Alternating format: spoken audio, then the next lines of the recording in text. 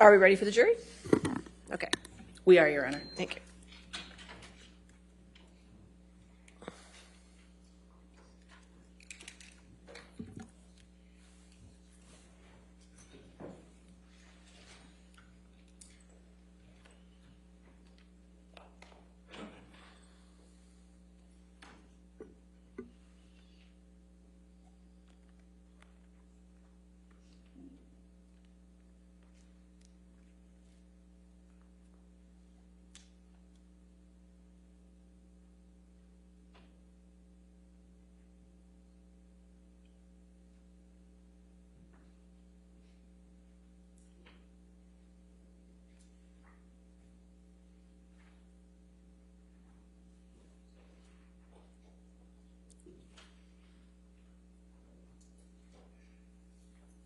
All right, thank you for your patience, ladies and gentlemen. All right, your next witness, Plaintiff calls Christian Carino, Your Honor. Christian Carino. And as with a number of the other depositions, this one will start with questioning by Ms. Heard's counsel, and at some point switch over to questioning by counsel for Mr. Depp. All right, and how do you spell the last name just for me, just in case? C-A-R-I-N-O. Thank you.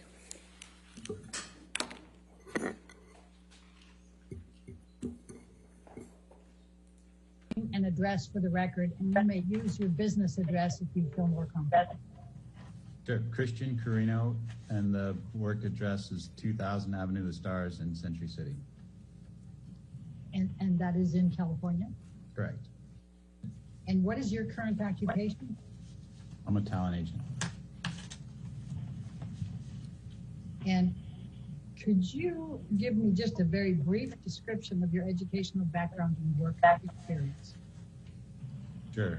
I have a BA from the University of Massachusetts, and my work background is I've been at CAA for approximately 16 years, and before that I had a 12-year run with 2 different advertising agencies in New York. And who were those advertising agencies in New York? Ogilvy and Mather and McCann Erickson. Right. Now, you indicated that you were a talent agent. Can you please describe what that means? I represent multiple clients and brands in transactions in the entertainment space.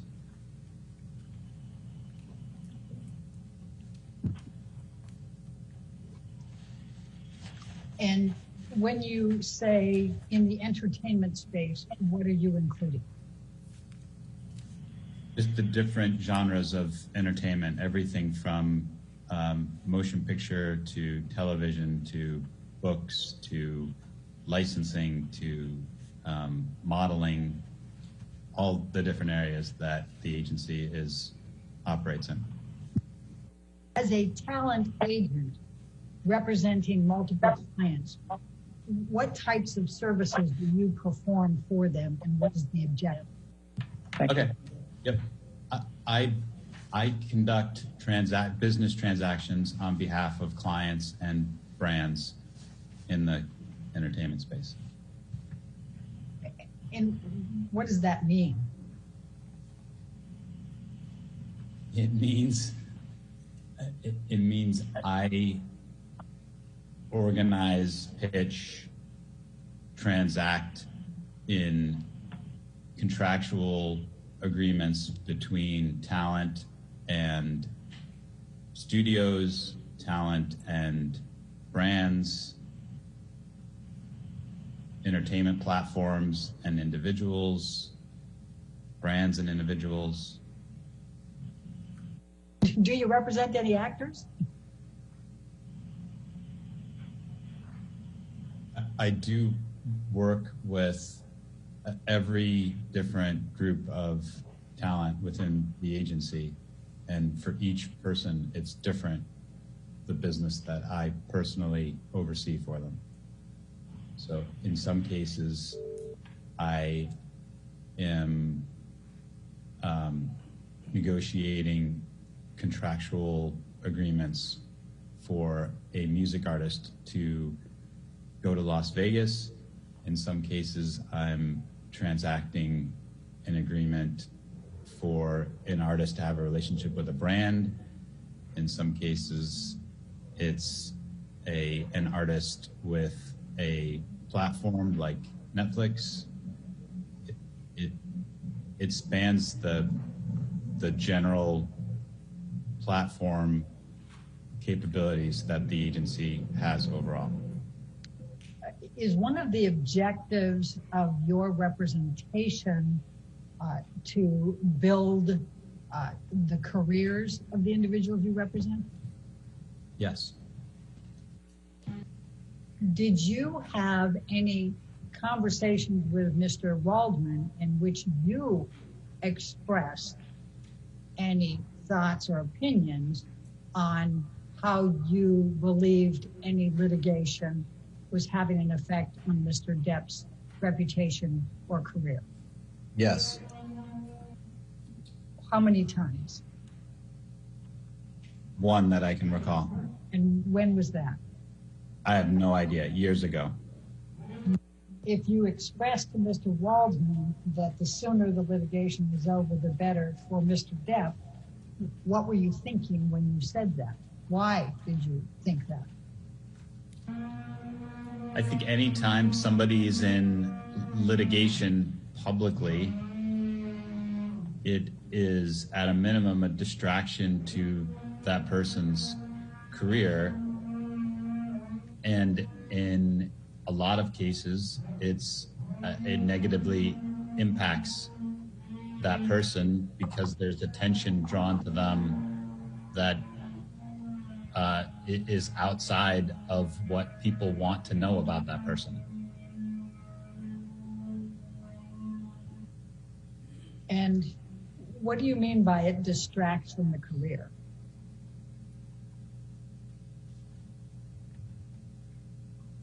I mean that with somebody who is well known, people don't want to hear they're in a lawsuit with anybody about anything. Why not? Because that's just not what they want to know or hear news about people.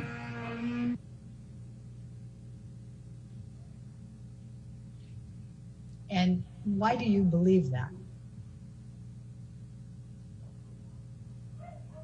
Based on my experience in this world for the past 16 years.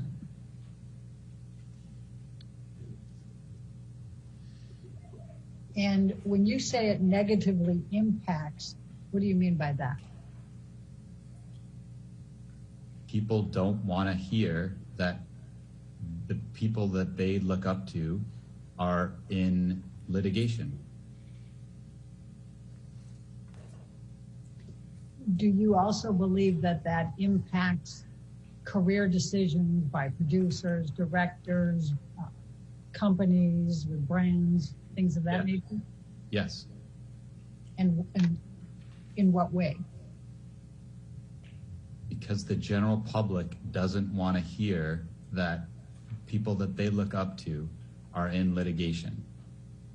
And when the more oxygen it takes up in the overall news or coverage of an individual, and the less focused it is on that person's career, the less interested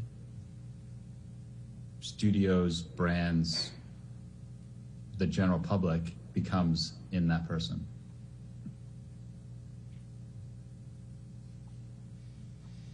And therefore less opportunities? Yes. When you expressed to Adam Waldman that your opinion that the sooner the litigation was over for Mr. Depp, the better, what did Mr. Waldman say? To be honest, I don't recall exactly what he said, but something like gonna get this over with as fast as we can. Mr. Carino, I'm going to ask you to take a look at what has been marked as Carino Exhibit Number, we'll keep it labeled 4. Do you believe that the Mandel lawsuit posed a distraction to Mr. Depp's career?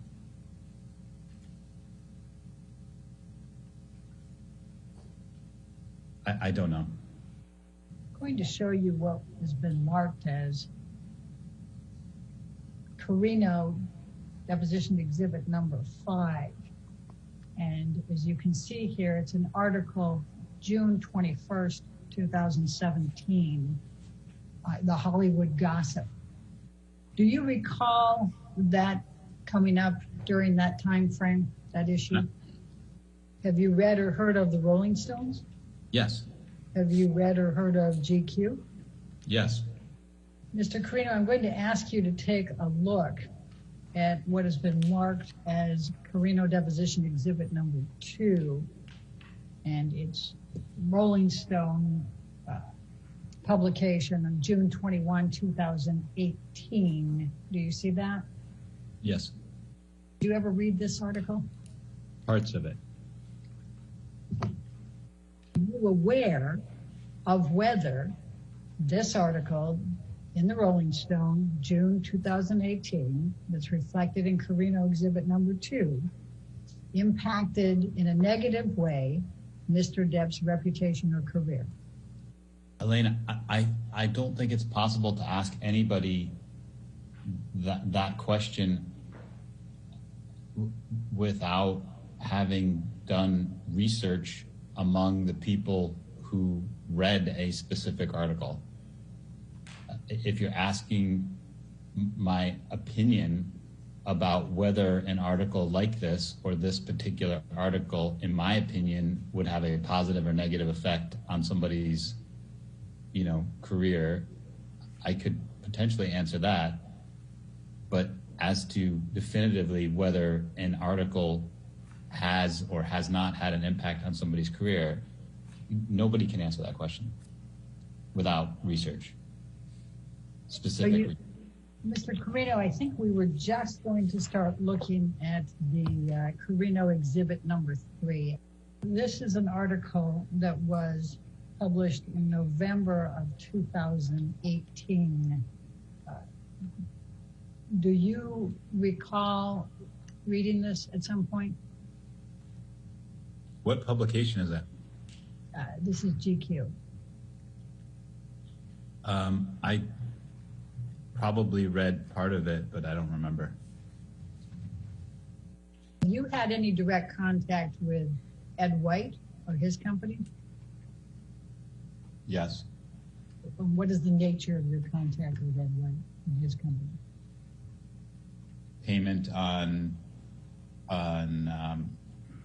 deals where Johnny was owed money.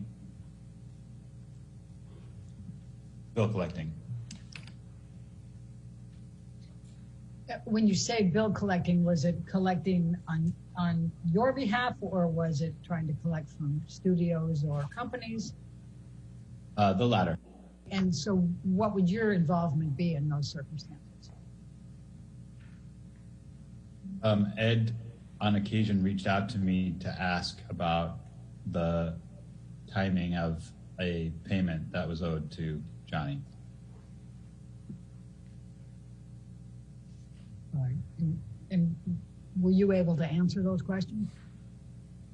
I think in all cases, I just referred him to somebody who worked for me to find out what the payment schedule was.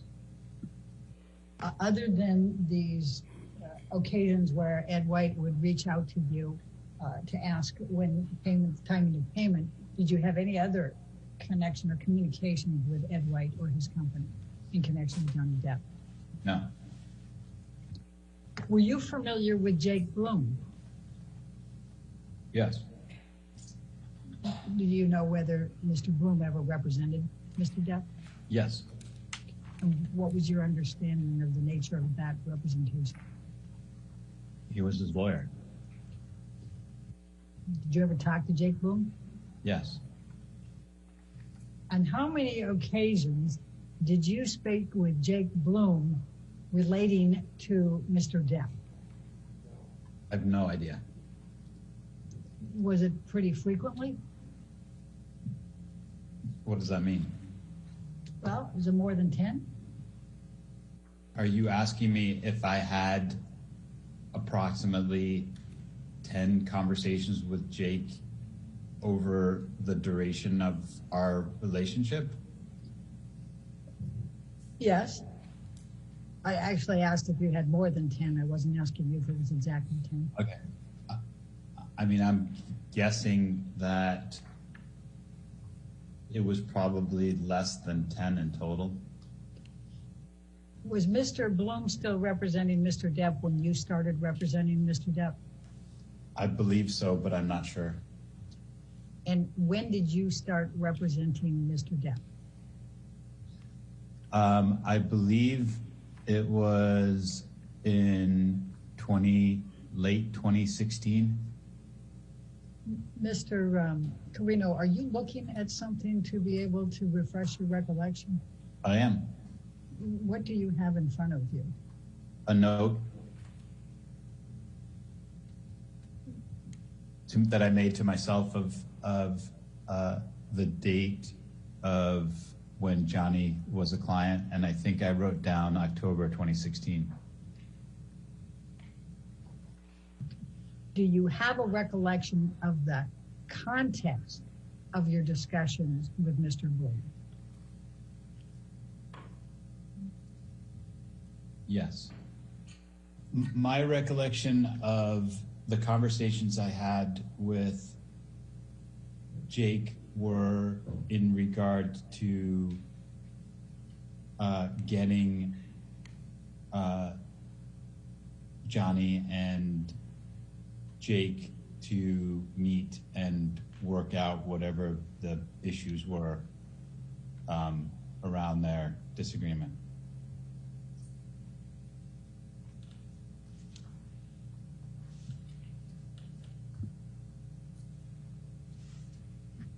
So you were trying to broker, if you will, a discussion between them to try to resolve their issues? Correct. Were you successful in that? I don't remember whether they ever got together and met about it, to be honest. Now I'm going to show you what has been marked as deposition, Carino deposition exhibit number 7. And this is a lawsuit that was filed on October 17, 2017. Were you aware of this litigation being filed by Mr. Depp on his behalf against Bloom, Hergott, Demer, etc.? Yes. And were you involved in any way in this litigation? No. Do you know one way or the other whether the filing of and the ongoing litigation associated with this lawsuit had any negative impact on Mr. Depp's reputation and career? I said no, Elaine. Do you recall whether there was any publicity surrounding this litigation that's reflected in the complaint that's Carino number 7? Are you asking me if I'm aware if the Jake Bloom litigation was made public?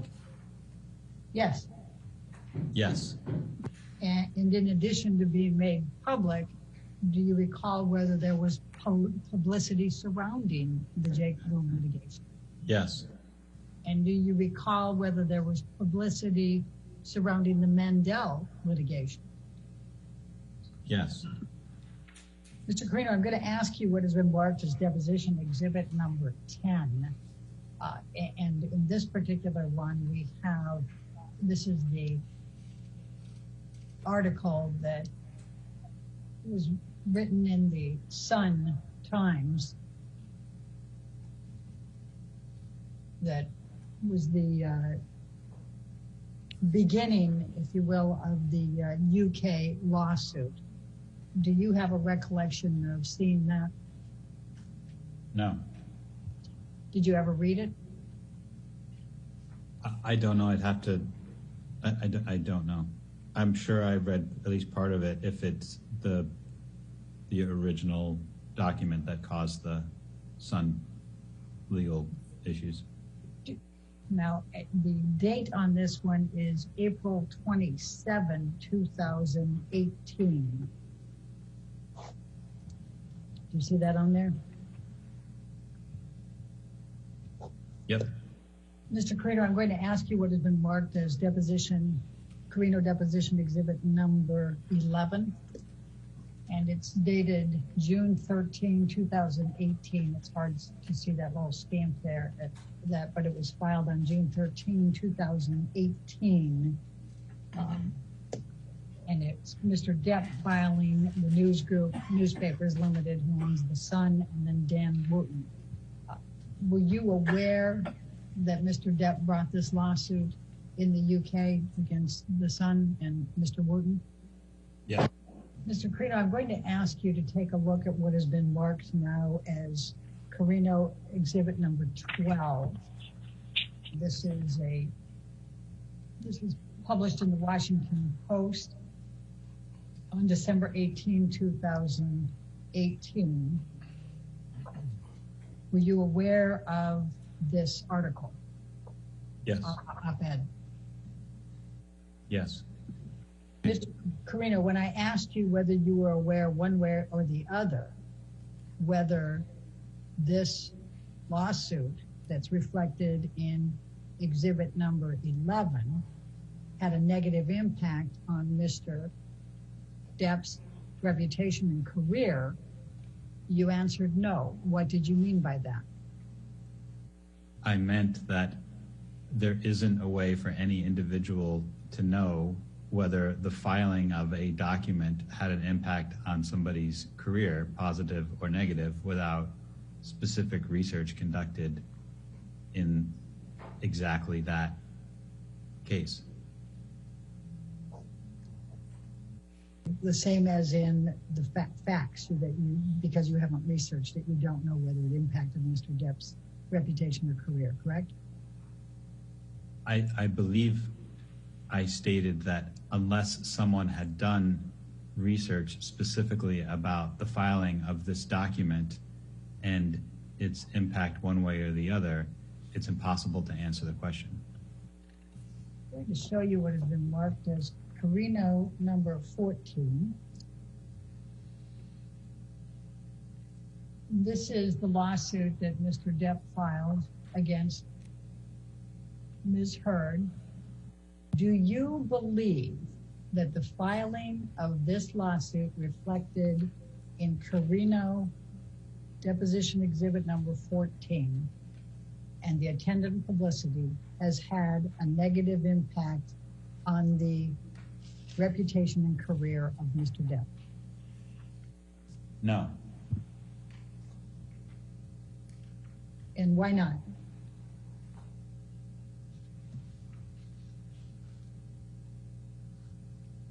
Because I've stated previously, it's not about the filing of a lawsuit. It's about the coverage. I mean, you're asking me what my opinion is of what Johnny's reputation is today. Is that what you're asking? Yeah. My opinion of what Johnny's reputation today is one of the finest actors of his generation. In your opinion, has Mr. Depp's reputation changed at any point from October 2016 to the present? If you're asking me if what I defined as his reputation has changed in terms of his being viewed as one of the best actors of his generation, I would say no.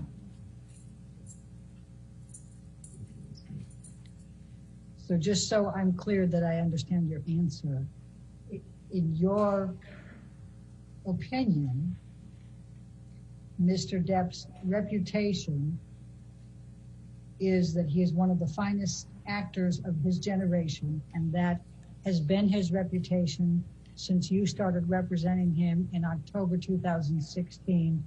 It still is today, and it hasn't changed during that time frame. Is that correct? The view on his acting ability has not changed. Well, I'm taking your definition of reputation. You said what they are known for. So I'm taking that specific definition, and I'm asking, is there anything other than that Mr. Depp is one of the finest actors of his generation that he is known for that has changed between October 2016 and the present?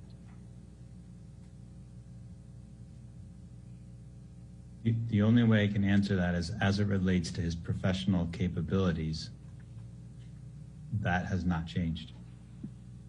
Is there something that has changed that doesn't relate to his professional capabilities? I don't know how to answer that, Elaine. Using your definition of reputation, which is what a person is known for, is there any aspect of what Mr. Depp is known for that has changed between October 2016 and the present? I've stated what I think his reputation is, and I've stated that, in my opinion, his professional reputation as it relates to the quality of his acting abilities has remained unchanged.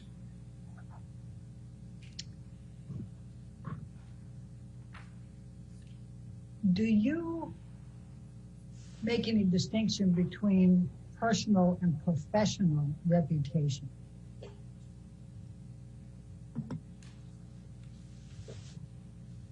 Yes. And what is that distinction?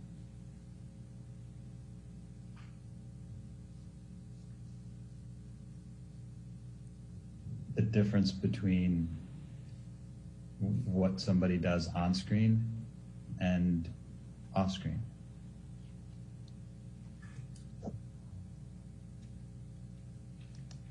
What is your opinion of what Mr. Depp was known for off screen when you started representing him in October 2016? I think what he was known for off screen was a shroud of mystery of who he was, because he was not visible to the public.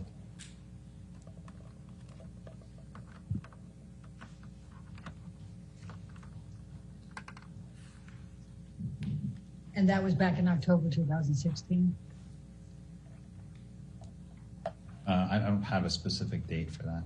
All right, but when you started representing him, that was your sense? Yes. Okay. Did that change over time? Yes. And in what way did it change?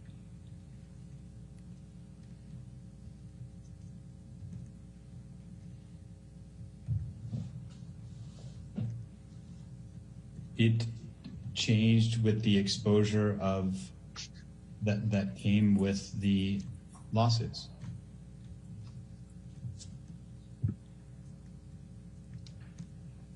And the lawsuits that we're talking about are the ones that we've already taken a look at: Exhibit 4, 7, 8, 9, 11, and 15? No, I mean 14? I mean, I'm not talking about any one or two specifically, in general.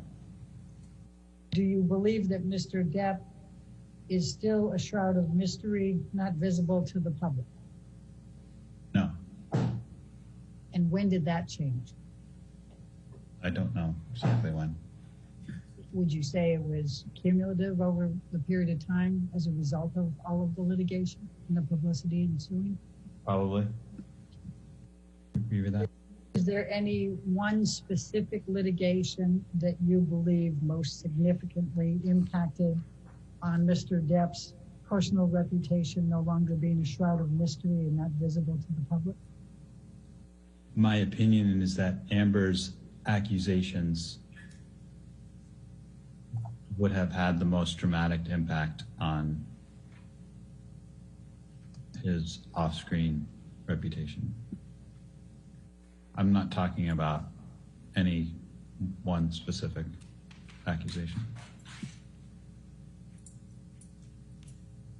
When you say Amber's accusations, what do you mean by that?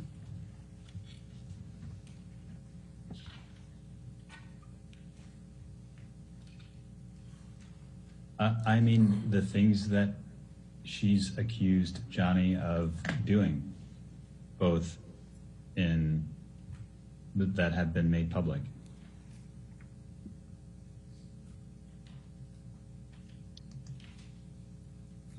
Now, those accusations were made public in the divorce back in 2016, correct? I don't know exactly how or when they were made public. Given that you believe Amber's accusations would have had the most dramatic impact on Mr. Depp's off-screen reputation, would Amber have been filing the divorce action and obtaining a domestic violence restraining order have had a dramatic impact on Mr. Depp's off-screen reputation? I think the only way I can answer that is by saying I don't think filing for divorce would have any impact whatsoever. And I'm actually not familiar with the lawsuit to get the restraining order, so I don't know exactly what's in there. But if that was based on claims of or accusations of abuse, then that, in my opinion, would have a negative impact on Johnny's off-screen reputation.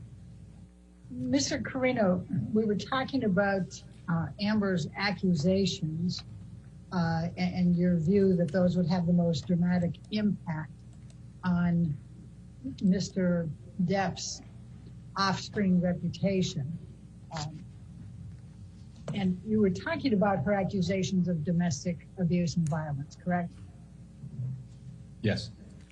Were you aware that the Dan Wooten article published in The Sun included specific accusations by Amber Heard of domestic violence and abuse by Mr. Depp? The Sun case, is that what you're asking about? Yes. Well, Yes. First the article itself that was in the paper, the why is J.K. Rowling genuinely happy about employing Mr. Depp, the wife beater? Yes. Okay. And you're aware that the litigation, the lawsuit, including the particulars of the claim brought by Mr. Depp, included the accusations by Amber Heard of domestic violence and abuse by Mr. Depp, correct? Yes. Given that the Mandel lawsuit included accusations by Amber Heard of domestic violence by Mr. Depp against her, are you able to say how much of Mr. Depp's off-screen reputation was impacted by the Mandel lawsuit? No. Now, you were aware that the op-ed by Dan Wooten in The Sun included accusations by Amber of domestic violence against Mr. Depp, correct? Yes. Are you aware, one way or the other, how much Mr. Depp's off-screen reputation was impacted by the complaint that was filed in this case that contained Amber Heard's accusations of domestic violence and abuse by Mr. Depp? No. Are you aware of how much Mr. Depp's off-screen reputation was impacted as a result of the op-ed in the Washington Post from Amber Heard? No. Are you aware of how much Mr. Depp's off-screen reputation was impacted by the accusations included in the Waldman tweet on May 2020 of the op-ed? No. Are you aware of any role or opportunity that Mr. Depp lost as a result of the op-ed by Dan Wooten and Son? No. Are you aware of any role or, and when I'm saying opportunity, any kind of business opportunity that Mr. Depp lost as a result of the particulars of claim that Mr. Depp filed? No. Are you aware of any role or business opportunities that Mr. Depp lost as a result of the op-ed by Amber Heard in the Washington Post? Okay. Are you aware of any roles or business opportunities that Mr. Depp lost as a result of the Waldman tweet from May 2020 relating to Amber's op-ed? No. Is there any other role or business opportunity that Mr. Depp has lost since you started representing him in October 2016? And I'm saying, I would say his, I would say yes. what? The Pirates, the next Pirates movie. Do you remember which one that was? 6, 7, I'm not sure what the number is. It's 6. I think Pirate 6 is the one that's yet to come out here. And why, what is your understanding of why Mr. Depp lost Pirate 6?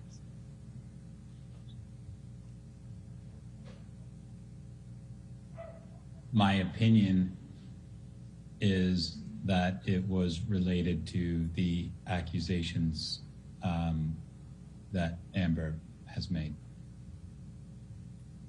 And what is your opinion based on? Excuse me? What is your opinion based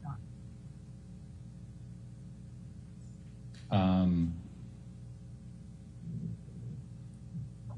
Conversations with colleagues and studio execs. I'm sorry, I didn't quite hear you. Conversations with studios and other executives, both internal and external.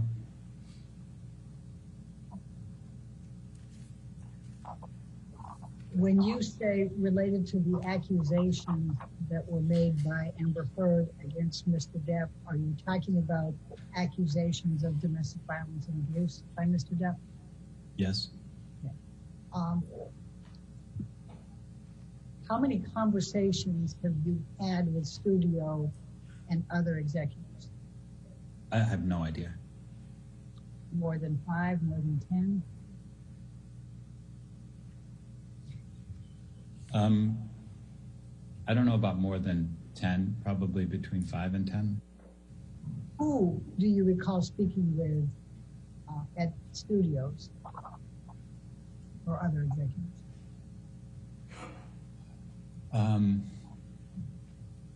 Jerry Bruckheimer, probably mostly Jerry, and then colleagues at CAA. When did you first have any conversations with Jerry Bruckheimer about Pirate 6 and Mr. Depp? I have no idea. Do you recall whether it was in 2016, 2017, 2018, 2019? I don't. When did you have any conversations with colleagues at CAA? It would have been whenever the decisions were being made about how to cast that movie. I don't honestly, I don't know what year that was. Do you recall who you spoke with at CAA? I spoke with Jack Wiggum. I spoke with Brian Lord. What do you recall Jerry Bruckheimer telling you?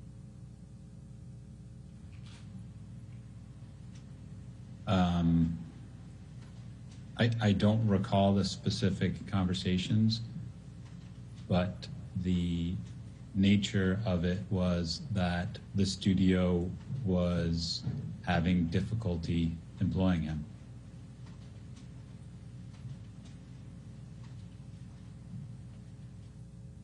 And did Mr. Bruckheimer tell you why the studio was having difficulty employing Mr. Depp? No, not specifically, but it was understood. Did you ask? I didn't need to. Why did you think you didn't need to? Because everyone was aware of what was garnering the attention of the studios and determining whether or not he could be employed. When you say everyone was aware, how do you know that? I don't know. I just knew. Can you tell me who everyone is? Can you tell me who anyone is? The people who would have been involved in making that decision. Well, if I'm understanding you correctly, and please correct me if I'm wrong, the only person at Disney that you spoke with about pirates and employing Mr. Depp was Jerry Bruckheimer, correct? Yes. Right. And you spoke between 5 and 10 times with Mr. Bruckheimer, and he did not say in any of those conversations, the reason we're not employing Mr. Depp is because of Amber Heard's accusations of domestic violence and abuse by Mr. Depp, correct? That's correct.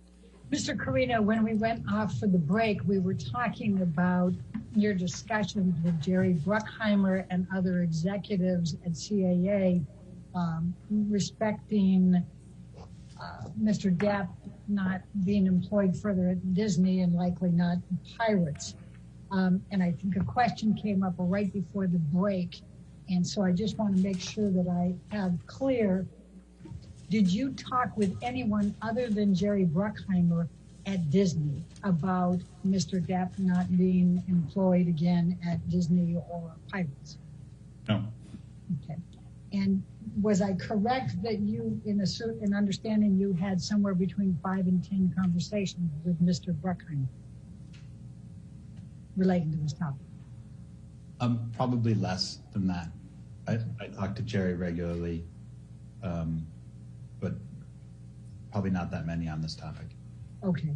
And was there anyone else at Disney that you spoke with at any point about Johnny Depp being considered for pirates or not being employable by Disney? No. Okay. And is that true to the present? Yes. Okay. And the other discussions that you had, those were all with executives at CAA? Yes. And that was Brian Lord and Jack Wiggum, correct? Yes.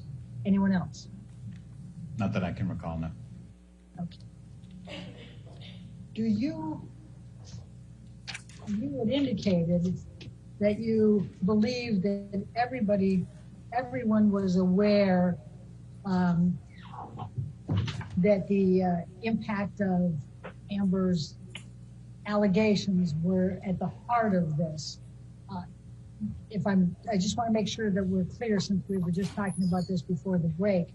Jerry Bruckheimer did not say specifically what it was that caused Disney to decide not to continue with Johnny Depp and Pirates 6 or in other matters, correct? Correct. Well, and I'm trying to reach that it was understood. I'm trying to discover any facts that would have led you to believe it was understood. And if I'm understanding, use the same word, Mr. Bruckheimer didn't tell you that, correct? Again, it was understood. So I don't recall whether either of us ever said anything specific about why, but it is something within the industry that is understood. Can you tell me whether any other actors did not receive roles or were unemployable because of the Me Too movement allegations? Other than Mr. Depp, I'm asking. Not that I work with directly, no. In any of your discussions with Mr. Bruckheimer, did you ask him what Mr. Depp could do to become employable by Disney again, or to be able to get any part of any Pirates franchise going forward? No. Why not? Because in cases like this, there is nothing anybody can do. It is the directive of the studio and they have the sole right to make the judgment whether they can continue to employ somebody or not. And your understanding from your discussions with Mr. Bruckheimer is that Disney had made the judgment to decide that they could no longer employ Mr. Depp. Is that correct? Yes, but not solely based on conversations with Mr. Bruckheimer. It was cumulative with the internal and external conversations. What did Mr. Lord say that led you to believe that Disney had made the decision, the judgment that they were not able to employ Mr. Depp at Disney? Just that the decision had been made. What did Mr. Wiggum say about The Disney same. making the judgment of whether they would not be able to employ Mr. Depp? Same thing. Okay. Just that they made the decision. Correct. Were you aware of any problems on the set with Mr. Depp during the filming of Pirates 5? Were you aware of Mr. Depp engaging in alcohol and drug use, being tardy, any of those issues during the filming of Pirates 5? I'm aware of him being tardy, but he's been tardy on everything in his entire life. Were you aware of whether that was troublesome to Disney during the filming of Pirates 5? I think it's troublesome to everybody, but everyone has learned how to produce a film to deal with it. Working around Mr. Depp? Yes. Do you know whether there was anyone on the set of Pirates 5 who wasn't willing to deal with it and was quite irritated by it? No. Were you aware that the filming had to be shut down for a period of time after Mr. Depp injured his finger? Yes. Were you aware of any disagreements between Mr. Depp and Disney, including Mr. Bailey and others who were on the project, about artistic differences? In other words, where Mr. Depp thought something should be this way or something should be that way, and they didn't agree? Yes. Okay. What is your understanding of that? There was a difference of opinion on how the film was edited. And what is your understanding of what Mr. Depp thought it should be edited to? I don't know how to describe the difference between the Disney edit and Johnny's preferred edit. I think Johnny told me about it, talked about it a little bit. Do you know how well Pirates 5 did at the box office? Not exactly. Do you know whether it was more successful or less successful than earlier Pirates franchise movies? I think it was slightly less than, it wasn't the most successful installment of that franchise. Do you know whether Mr. Depp has a pay or play clause that would pay him even if he was not in the subsequent Pirates 6? In 6? Yes. I don't think he does. Have you or anyone at CAA on behalf of Mr. Depp made any efforts with Disney to find any roles for Mr. Depp since he filmed Pirates 5? My efforts were probably primarily around Houdini, which at one point was a film, but other people at CA for sure did, yes. Who were they? I would start with Jack Wigham.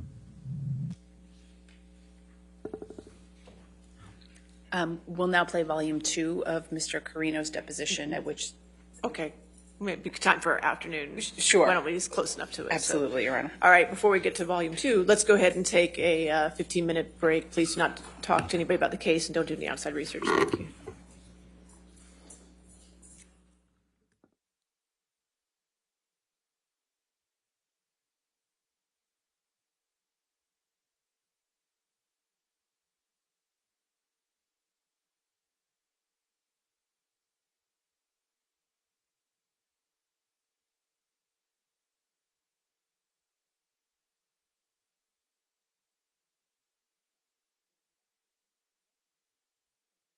All right.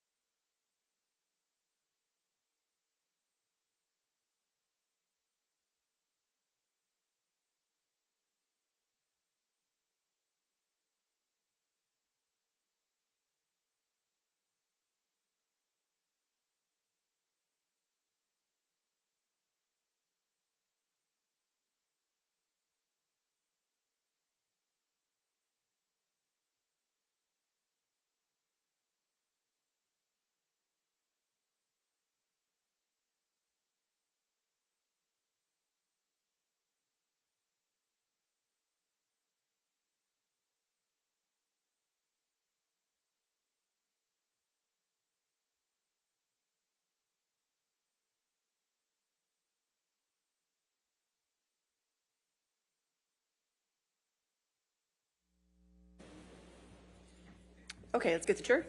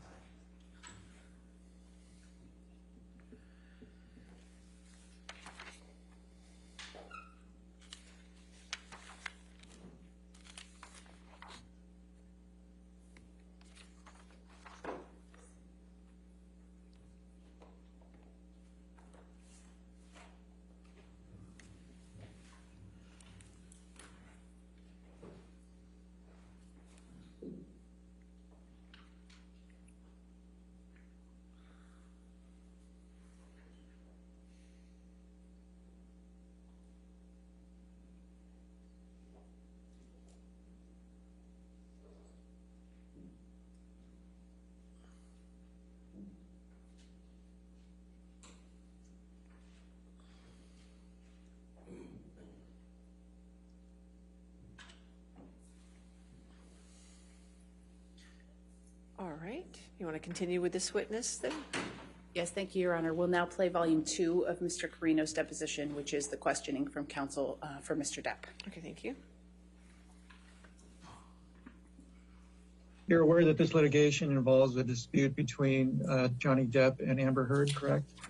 Correct. And you know both of those individuals, correct? Correct. Who did you meet first? Amber. When did you meet her? I don't know exactly when, but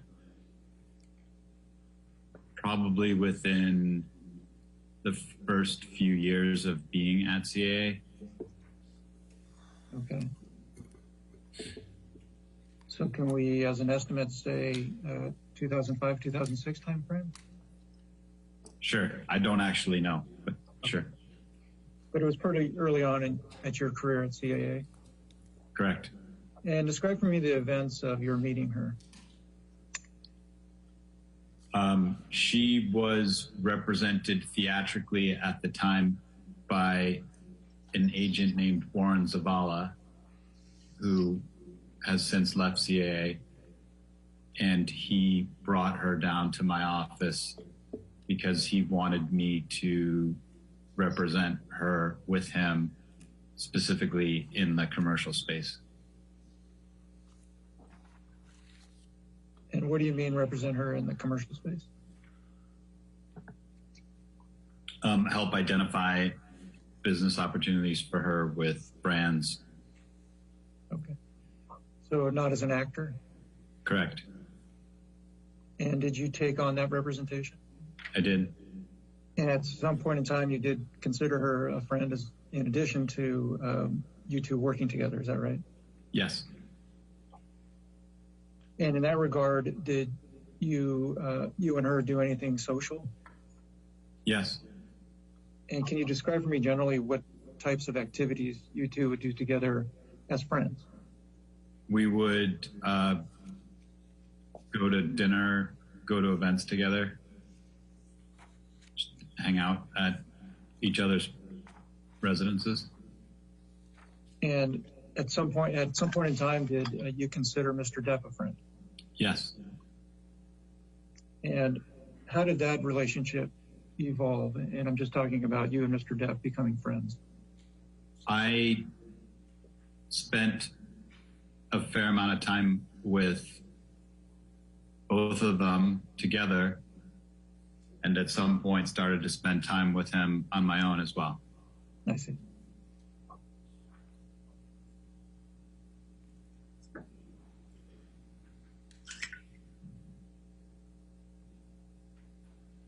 And at some point in time, did Mr. Depp become a good a friend to you as Ms. Heard? I'm Yeah. sorry. Let me re-ask that also. Did you consider, at some point in time, did you consider Mr. Depp a friend to the same degree you considered Ms. Heard a friend? Yes.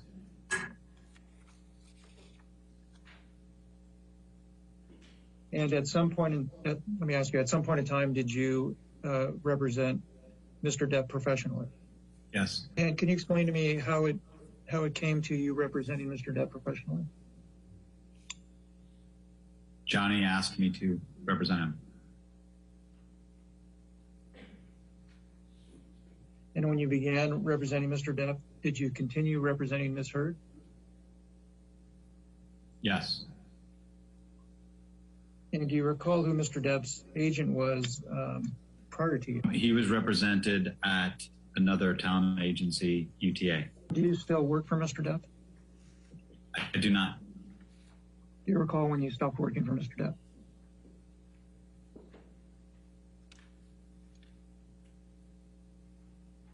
Within the past 2 years. And can you describe the circumstances of you no longer working for Mr. Depp? He left CAA to follow an agent who left CAA to become part of a founding group in a new management company. And who is that person? Jack Wiggum.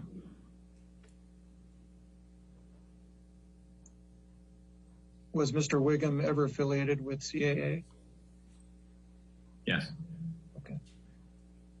And say that when Jack Wiggum departed CAA, Johnny went with him? Yes.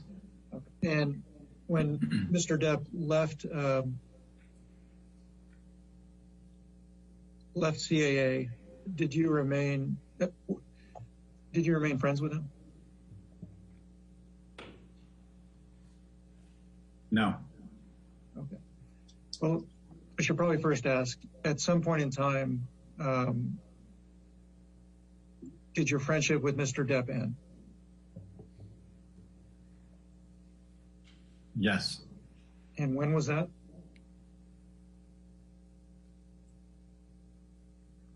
I would say at the time he left CAA. And did him leaving CAA have something to do with the end of the friendship? I don't know. Are you still friends with Miss Heard? No. And when did that friendship end?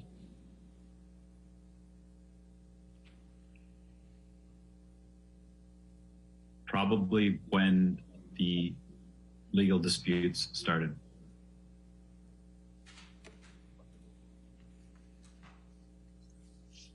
And what legal dispute are you referring to?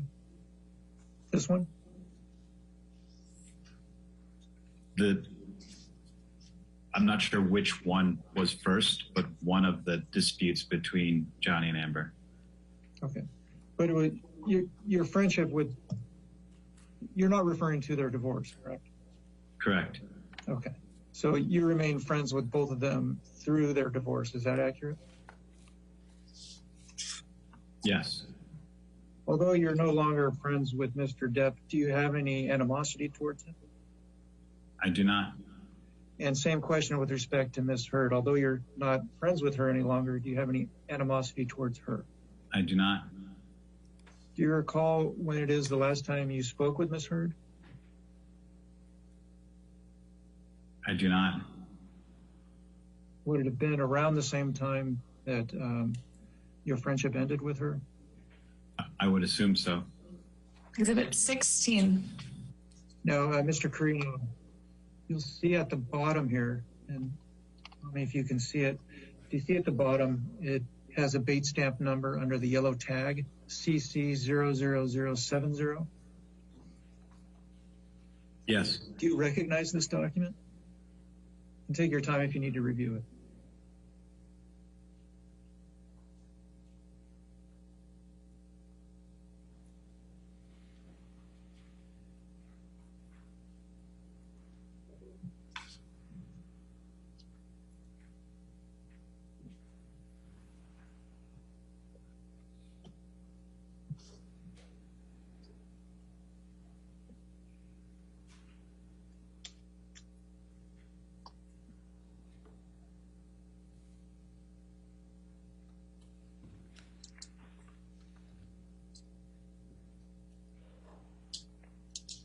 Yes. Okay. And Do you understand this to be a true and authentic copy of email exchange in which you were involved? I believe so. Okay. Okay. And you'll see it's dated January 11th, 2018, and the subject is WME. Do you know what is your understanding of what WME is? William Morris Endeavor. And what is that? It's another talent agency. Okay. And you've read this email from Ms. Hurd to you, correct? Correct. So at this point in time, was she a close friend of yours? Yes. And ultimately, did she leave CAA? Yes. And it was at this time? Yes. During the entire time you represented Ms. Hurd, did Mr. Depp ever interfere with your representation of Ms. Hurd? No. Did he ever ask you to do anything with respect to her career? Not that I can recall. Exhibit 17. Now, Mr. Carino, this particular document was not produced by you. You'll see that at the bottom here.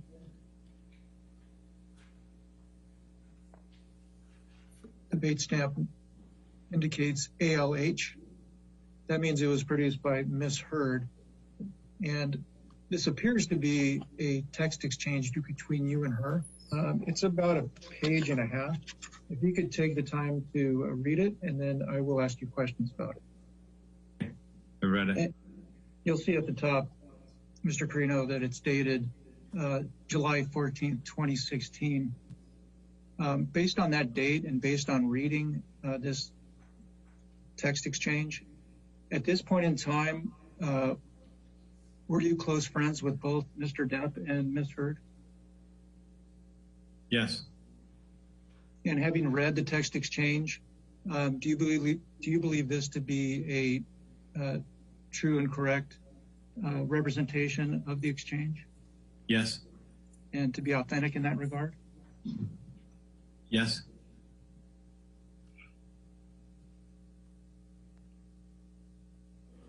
Now, you start the text exchange by indicating JD just surfaced. What is the JD reference? Johnny Depp. And she says, I saw Laurel yesterday. Who is Laurel? Laurel's a therapist. Do you know her full name? Laurel Anderson. Did you independently know Laurel? Yes. Did you have anything to do with Laurel seeing either Ms. Hurd or Mr. Depp? Yes. And can you explain that to me, please? I introduced them all. And what was the purpose of you introducing her to them? They needed help. And can you explain to me in more detail what you mean by that? I think it was at a time where they needed somebody to help mediate the difficulties they were having. And what do you mean by difficulties? The strains on their relationship. And in that regard, did you have conversations with Ms. Hurd about the state of her relationship with Mr. Depp?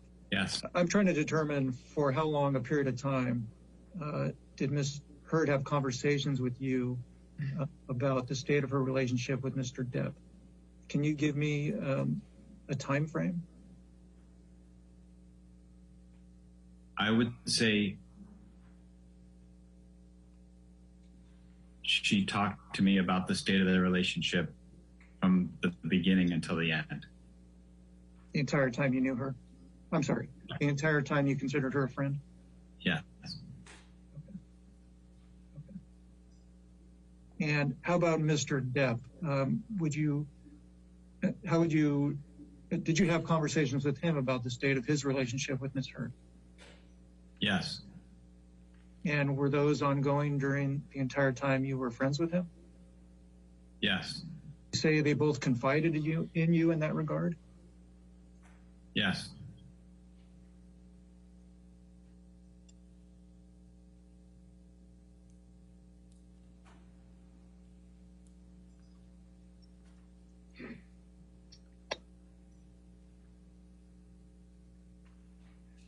So back to this text exchange.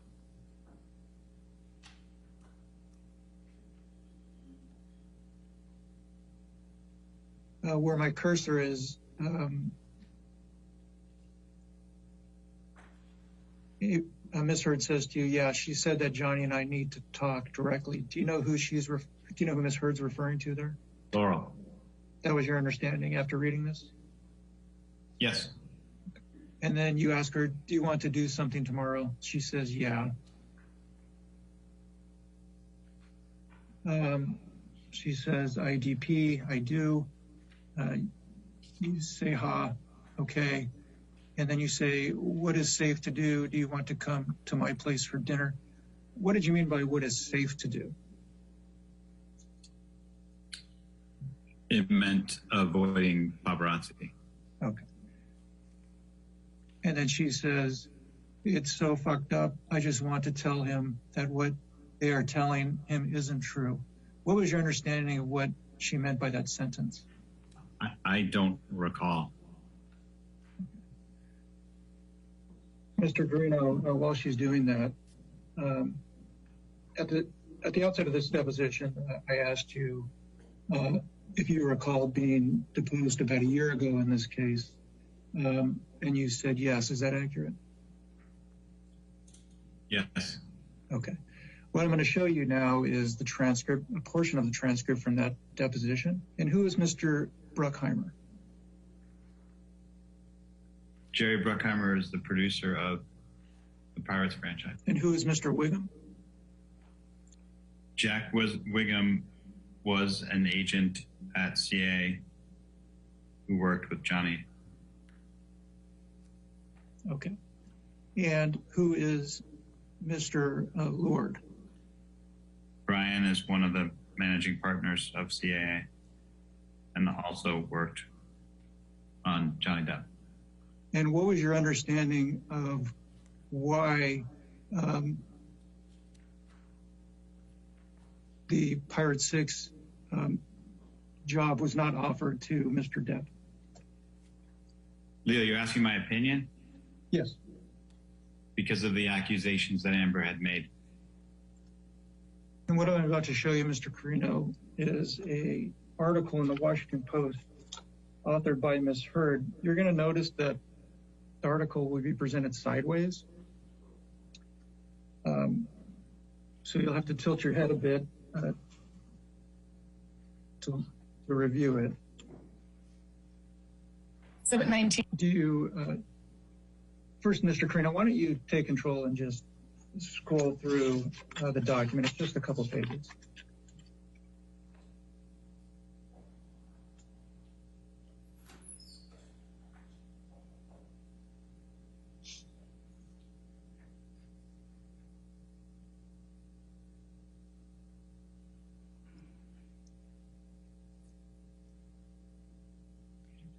Is this the top of the next page? Yeah, when there's a jump like that, it's just at the top of the next page.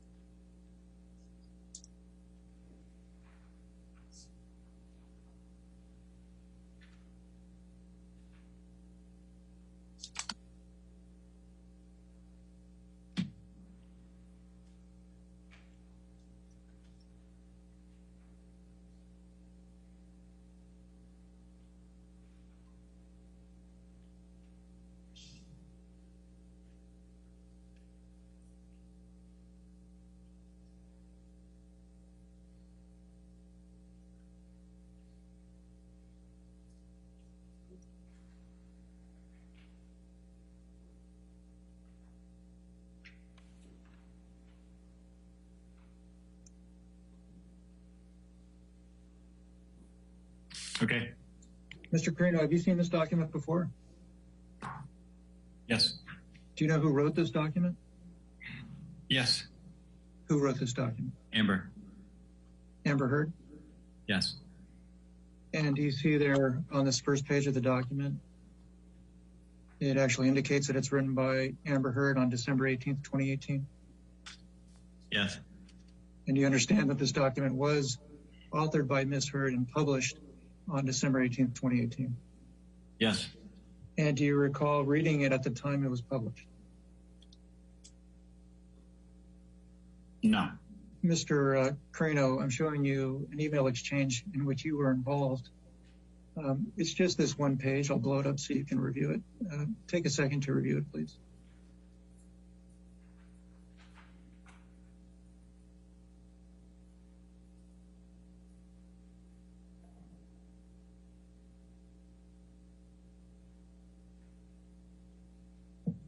Okay. And let's start at the bottom of this. Well, do you see at the top that the email Ray line is entitled Johnny Depp's Jack Sparrow won't return in new Pirates of the Caribbean movie? Yes. And this email exchange was on December 20th, 2018, correct? Correct. And do you recall that the article you just read published by Ms. Heard was published on December 18th, 2018, 2 days before this? Yes. Now, if you go to the bottom of this email, do you see there's this link to an article? Yes. And it says URL defense, it says movieweb.com. Yes. Mr. Carino, what I put up next to the email exchange that we've been discussing is an article dated December 20th, 2018. Okay. So this article is dated December 20th, 2018. The email sent to you by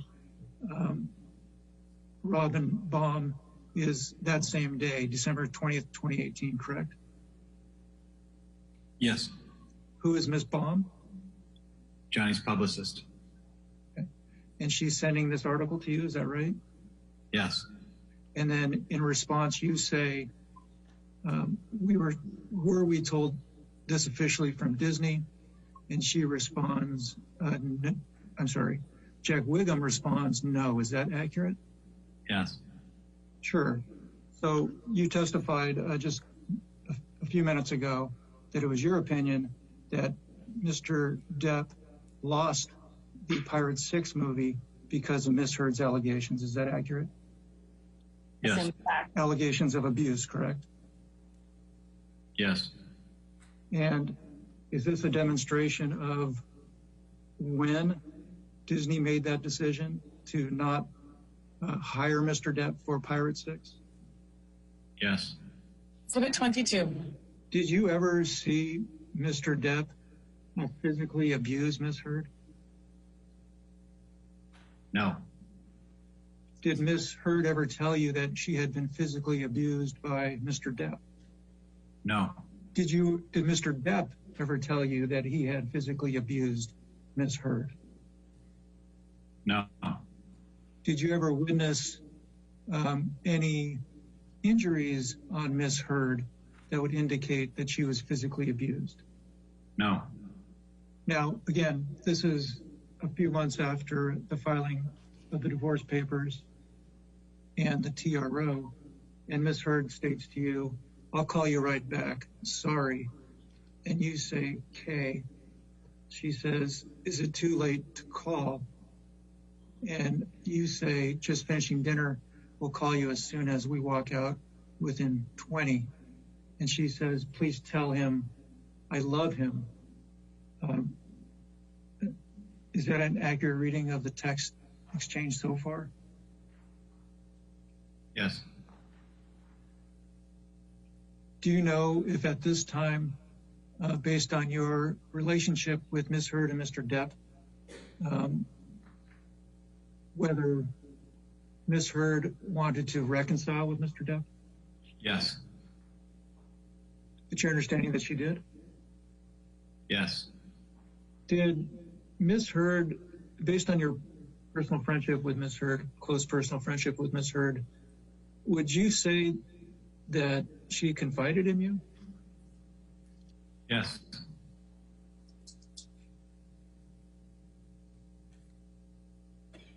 And what about Mr. Depp? Yes.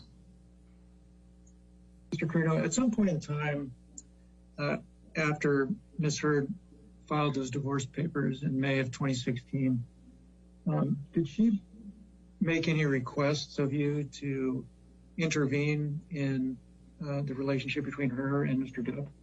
What do you mean by intervene? Assist in, let's start with assist in communications between the two. Objection. Same objections. Can you explain to me what transpired in that regard? Walk me through. At some point around that time, she wanted me to arrange for them to get together in person. And what did you do after that was requested of you by Ms. Heard?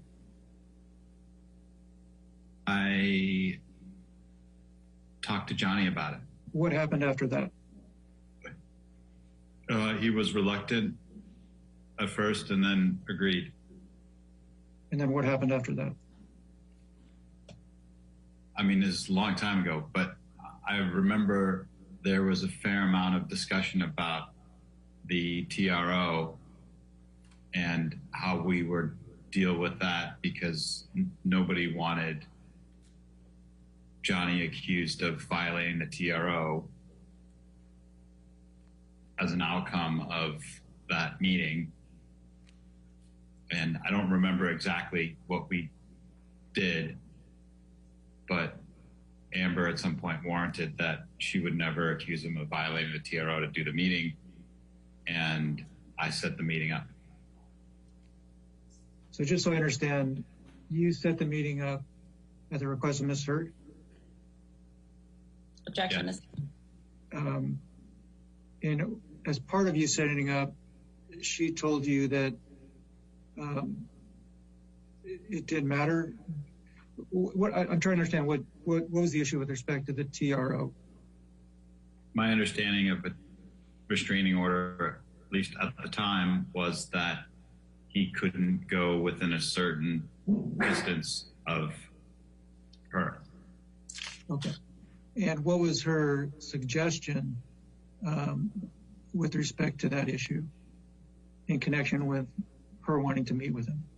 She promised me and told me to relay to him that she would never accuse him of violating the restraining order as a result of agreeing to meet her. And I believe, but I don't recall exactly, there were conversations with both sides legally, I believe at the time,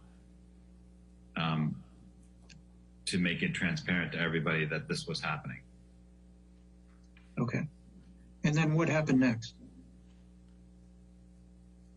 I arranged the meeting. Johnny was in San Francisco on tour, and I arranged to borrow a friend's house, and Amber and I flew to San Francisco and drove to the house, and Johnny showed up a few hours later. And did the two of them meet Yes, in the same room? they sat outside. Okay. How close to each other were they?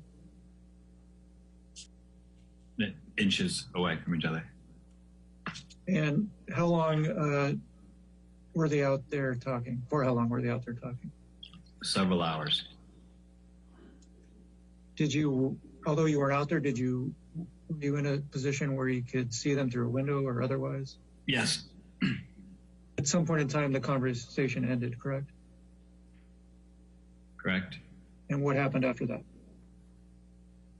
I received a call or a text from Steve, whose house it was, and he notified me that he would be coming back to the house within the next hour or so. And I told Johnny and Amber, and we decided to rent a hotel room in San Francisco so that they could continue to talk. And did that in fact happen? Objection. It is. And at some point in time, you left that house, correct, to go to San Francisco? Yes. And was it the three of you? No. Johnny had security with him, and we talked about the fact that it wouldn't be a good idea for them to be seen together. So Johnny left with his security in his car, and I believe Amber and I took an Uber. And what happened after that? We all met at the hotel room. And do you know what happened after that? They started arguing. And do you recall any details of the argument? No. And for how long was this argument had in a hotel room? Yes. Did you witness the entire discussion, or did you leave at some point? I left the next morning at 5 o'clock in the morning or 6 o'clock in the morning. And Mr. Carino, I'm showing you emails that were produced by you. First, the bottom of the first page, it starts at the bottom of the first page. The string above it was redacted. And you'll see that it starts on August 7th, 2017. Do you see that? August 7th, 2017, yes. Having read it, can you determine who you're speaking with in this text exchange? Amber? Oh, hang on, let me ask you this. Do you know whether or not Ms. Heard ever had a relationship with Mr. Elon Musk? Yes. She did? Yes. So again, it's dated August of 2017. And she says, dealing with breakup, I hate when things go public. See, I'm so sad. Having reviewed the document again, do you have an understanding of what she's referencing there? I believe she's referring to breaking up with Elon. You say, seems like a press release. You weren't in love with him, and you told me 1,000 times you were just filling space. What are you saying there? I'm saying, why would you be sad if you weren't in love with him to begin with? And by him, you're referring to who? Elon. Okay.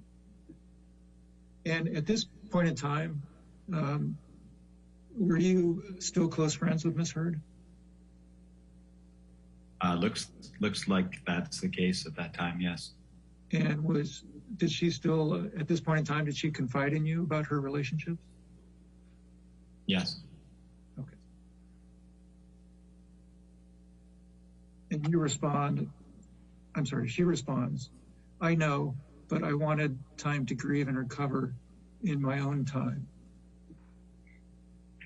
Is she still referring to Mr. Musk there? Do you know? Your understanding. I don't know whether she's referring to Johnny or to Elon in that line. Okay. In this point in time, do you know what her feelings were? What was your understanding? At this point in time, what was your understanding based on your experience with her? What was your understanding of her relationship with Mr. Depp? I don't believe there was a relationship at that point. And you say, and you got that. No, she says, I hate that yet again a man lets me fall on the spikes by myself. You ask, how so? She says, oops. Meaning they are mad at me for leaving them and put things like this out there. You say, sorry.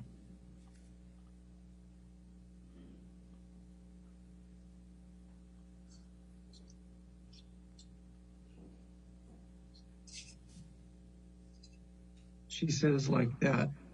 You say, you could avoid all this if you stop dating uber famous people. You can be with a big man who isn't famous.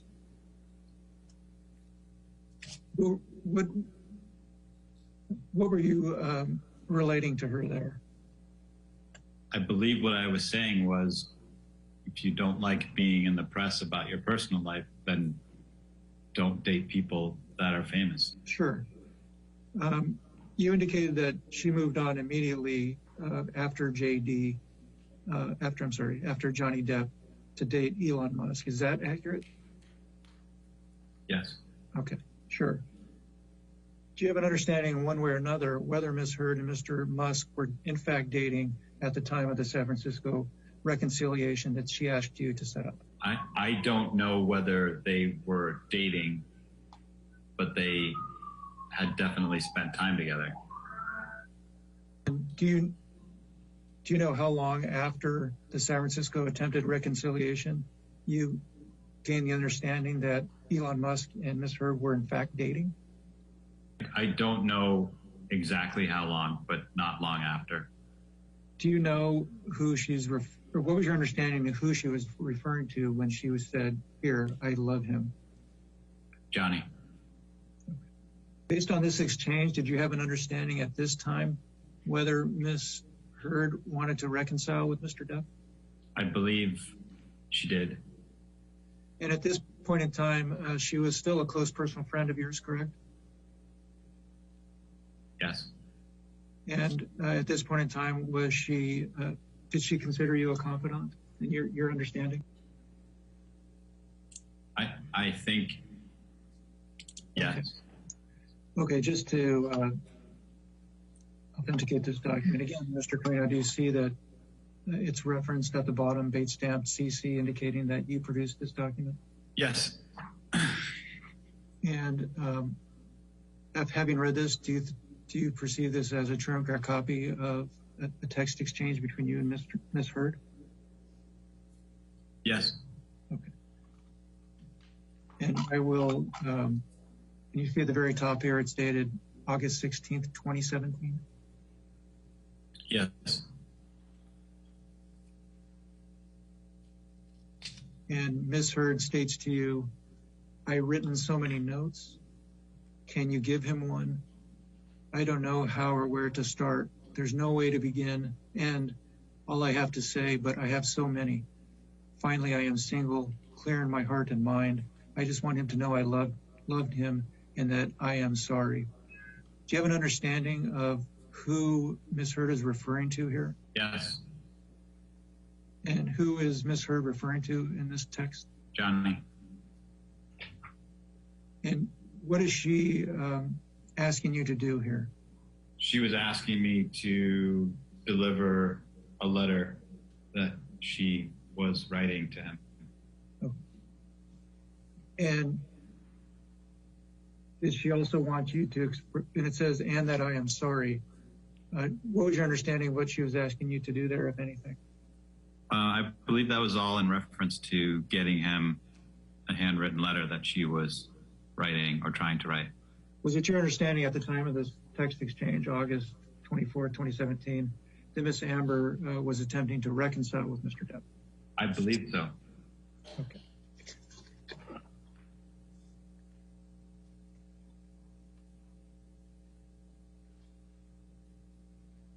And I know this may sound repetitive, but on August 20, at the time of this text, on August 24th, 2017, you and her were still close personal friends, correct?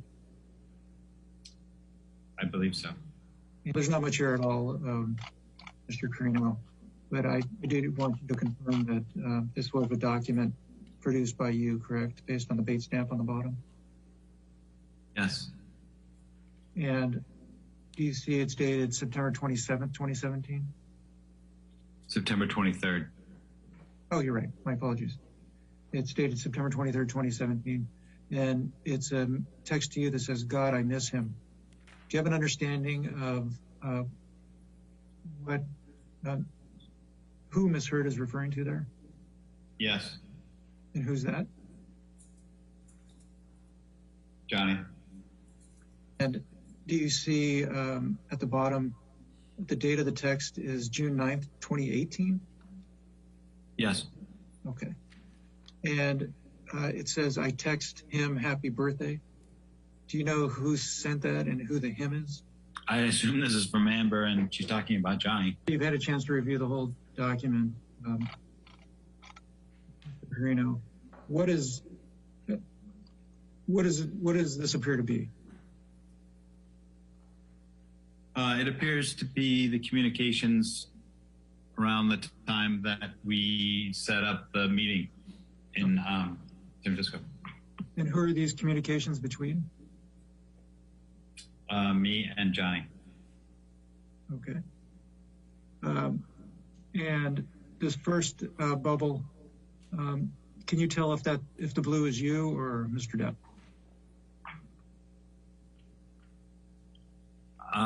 I think the blue is me. Sure. Earlier in your deposition, at the very outset, I was asking you about your representation of individuals at CAA.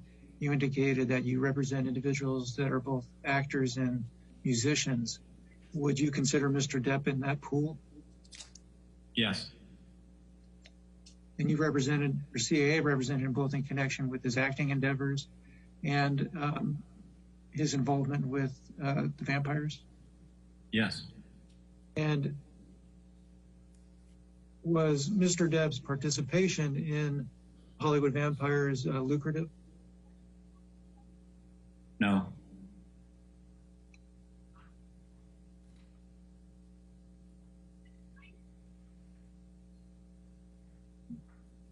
Do you know whether or not it was something Mr. Depp enjoyed? Yes.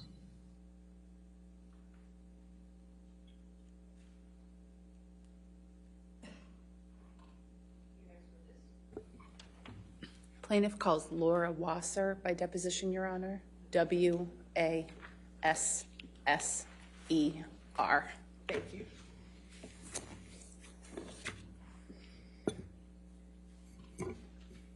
Will you please state your name and address for the record? Laura Allison Wasser, Wasser, Cooperman and Mandels, Suite 800, 2049 Century Park East, Los Angeles, California, 90049. Thank you. What is your occupation? I'm an attorney at law. And how long have you been an attorney? 26 years. You represented Mr. Depp in the divorce against Amber Heard, is that correct? Yes. And you are here under subpoena? Yes.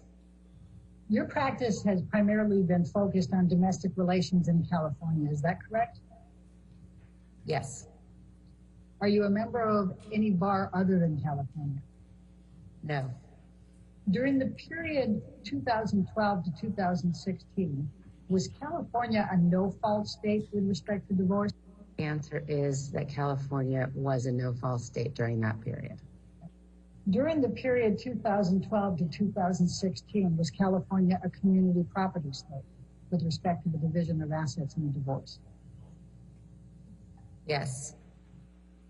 And what does that mean to you?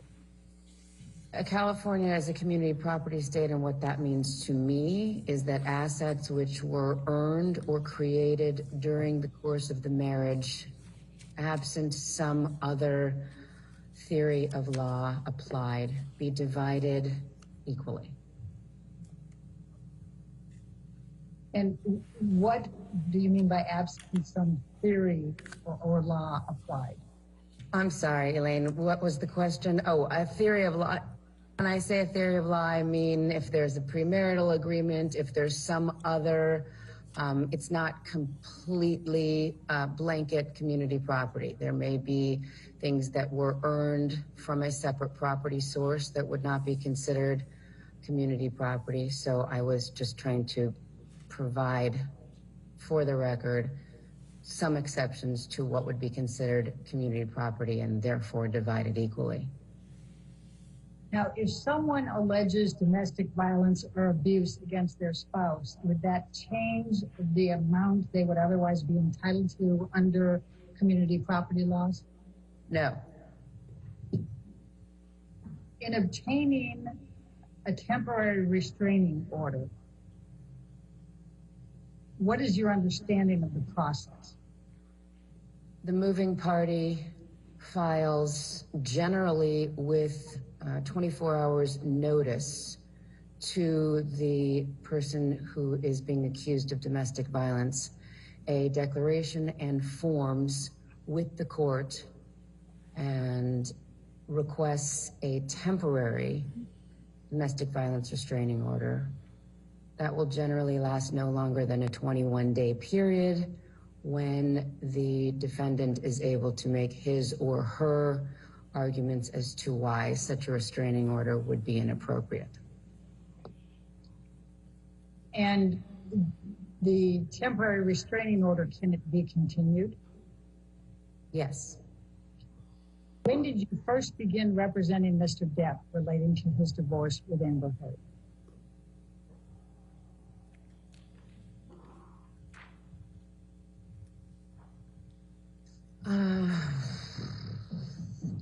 I believe it was in December of 2015.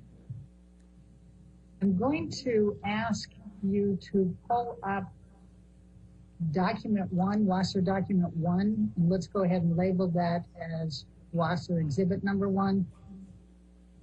Ms. Wasser, I'm going to ask you to take a look at what has been marked as Wasser deposition exhibit number 1. It is a letter dated May 24, 2016. It's addressed to Jacob Bloom, and it says in remarriage of Depp. Do you see that? Yes. Okay, and it's from Samantha Spector, who indicates she's representing Amber Heard. As of the time of this letter, had you made known to Amber Heard or Ms. Spector or anyone else related to them that you represented Mr. Depp? I don't believe so. Did you receive a copy of this letter from someone? I believe so. I think I've seen it before, so yes.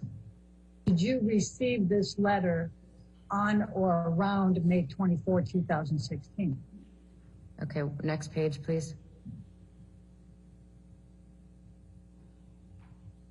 Hang on.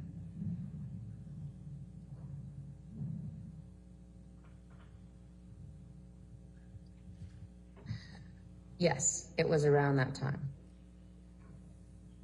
Around May 24, 2016? Yes. Did you have any communications with Samantha Spector in connection with this letter? Yes, And when you say within days, could it have been the same day, May 24th, the next day, 25th? possibly. I'm going to direct your attention to the next paragraph. It says, to this end, please have Johnny promptly sign and return by Friday, May 27, 2016, the enclosed notice of acknowledgement receipt form, confirming service of the summons, petition, law, case cover sheet, and blank response. Did you do that?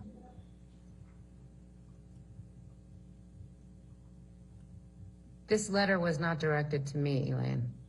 No, I understand it, but it was given to you, correct? I believe so. And you were representing Mr. Depp, correct? Yes, And Mr. Bloom did not represent Mr. Depp in connection with the divorce, correct? correct. So once Mr. Bloom gave this to you, then did you represent Mr. Depp going forward in communications with Samantha Spector? Once we received this letter, our firm took over with representation of Mr. Depp in the dissolution action. Thank I you. cannot recall whether or not the request made was done by Friday, May 27th, but I believe that it was. Probably have that notice and acknowledgement of receipt somewhere with a date on it. Now, the next section, I think, is something that you referred to earlier. It said, in addition, we are requesting on Amber's behalf the following.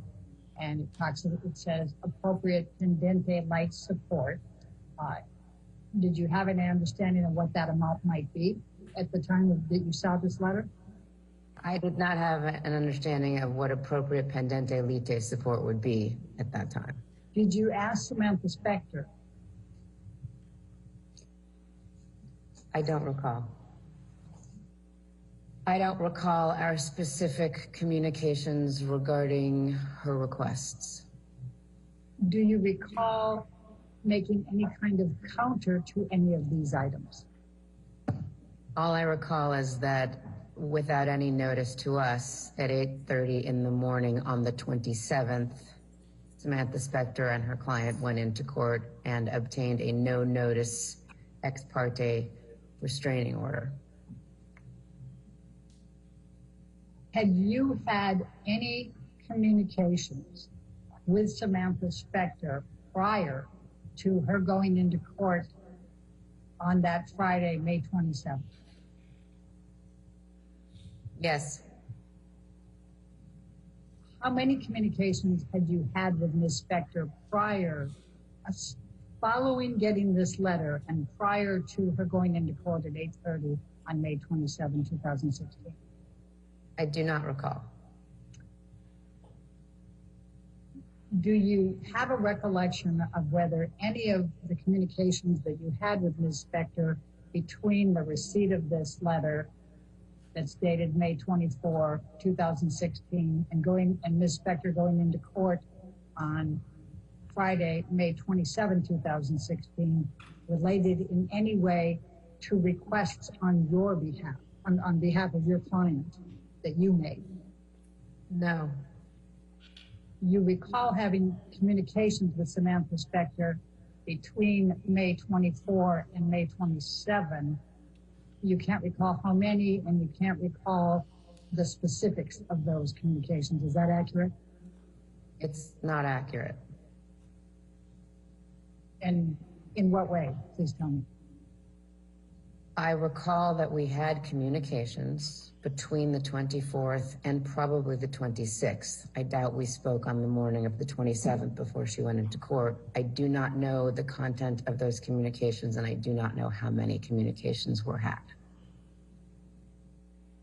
Now, on the next paragraph, it has a proposal for private retired judicial officers. Ultimately, did you and Ms. Spector talk about using private retired judicial officers, whether it was the list she provided or any others?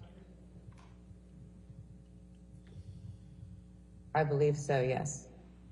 And what do you recall? My recollection is that is in almost all of our cases, certainly those with high-profile clients, we would have liked to take it out of the system. Ms. Spector was not willing to do that with this case. What do you recall Ms. Spector saying to indicate that she did not want to take it out of the public spectrum? I don't recall her saying anything. Okay.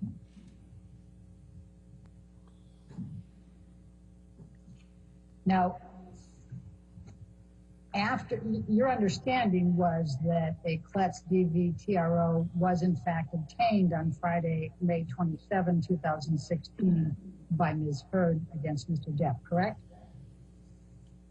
That is my understanding. After that, did there come a time that you or anyone at your law firm communicated with the Eastern Columbia Building concierge staff or management? Was those the downtown lofts?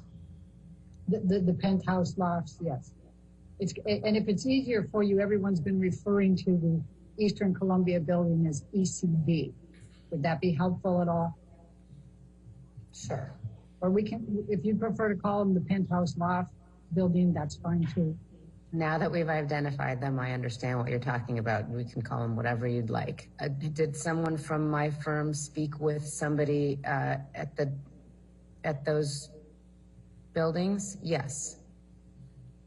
And who from your firm spoke with someone at the buildings and when? I believe either I did or my partner Samantha Klein or an associate who was also working on the case, Lisa Sutton from our firm. We also had co-counsel on the case. They may have been involved. As to when, I have to imagine it was sometime in June or July of 2016. Now, you indicated either you or Samantha Klein or Lisa Sutton, and you also had co-counsel. Do you have a specific recollection of speaking with anyone at the ECB building? I don't. What were Samantha Klein's communications with the ECB building?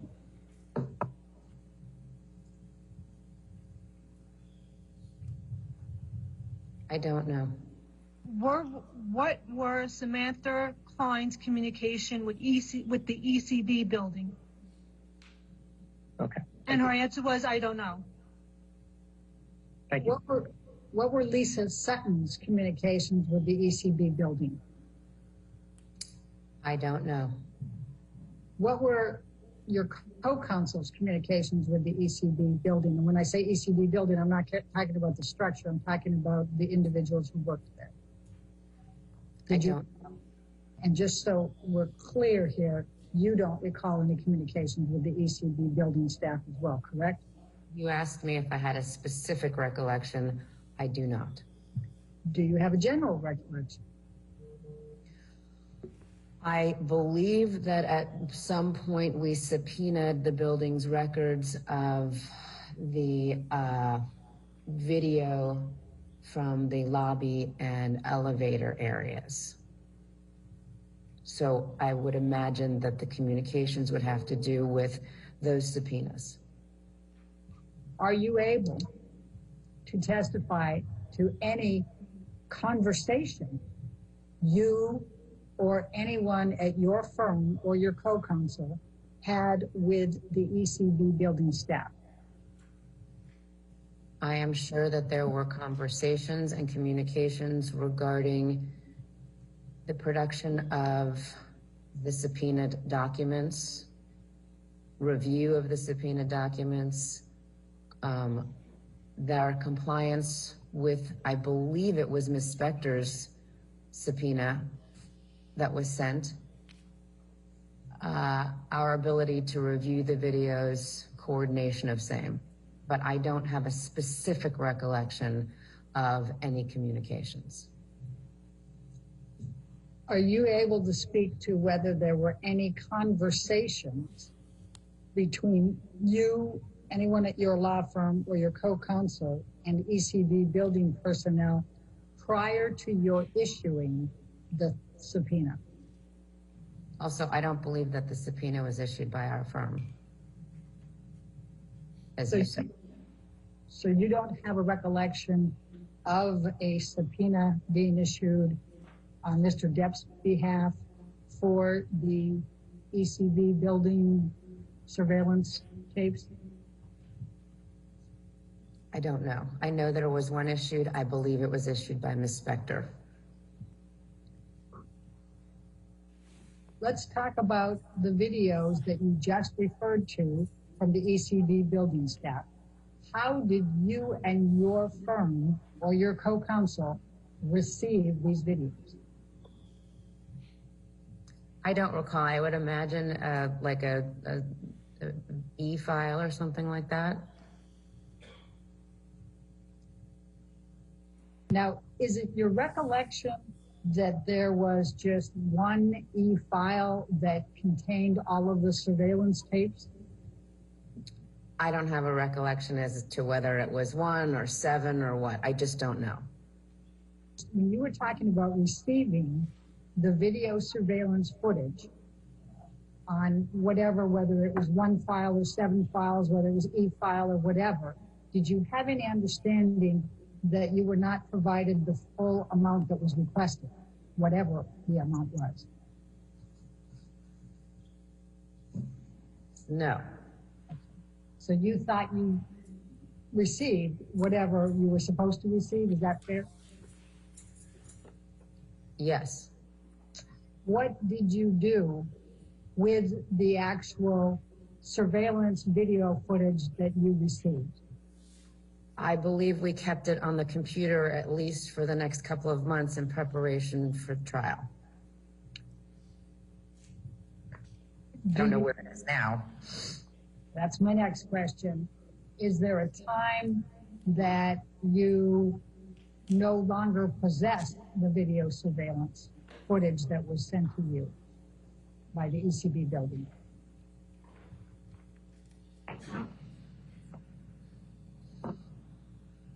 I don't know. Ms. Wasser, I'm going to ask you to take a look at what has been marked as Wasser Deposition Exhibit number 2, and it's a multi-page document, and so I'm going to scroll down a little bit, but you let me know if I'm going too fast here. It's dated June 3rd, and it's to Samantha Klein. She was working with you on the Depp case, correct? Correct. Okay. And it's from Samantha Spector, which you can see there, and we'll show you the signature later. And it's litigation hold preservation of information, including not limited to electronically stored information. Do you see that? Yes. Do you recall receiving this letter? And if you want me to scroll down and let you read each page, I'm happy to do that first. I'm familiar with this letter. I recall receiving it. And did you receive this letter before you received the surveillance footage from the ECB building? I am not sure. Well, I think you had indicated that you thought that it was in June or July that you received the surveillance footage. Is that still your best recollection? Looking at the date and knowing the chronology of the case, it is my best estimate that we received this letter prior to the time that we received the video footage. Ms. Wasser, what steps did you and your firm and co-counsel take to preserve the surveillance video footage of ECB from the time you received it going forward? I think the absence of us doing anything to destroy the video footage would be the most I could testify regarding in terms of steps that we took to preserve the video footage.